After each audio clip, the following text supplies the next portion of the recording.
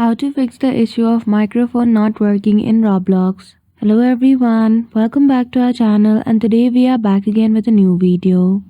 So without any delay, let's get into it. For that, firstly open Settings application on your device. So use the shortcut key Window plus I to open Settings. Once you do, go to System from the left hand side menu. From System, go to Sound. After that, simply choose your speaker and go to its property. Make sure the input volume is 100 and also make sure that the device is not disabled. After that, again go to Sound setting on your application and click on your device.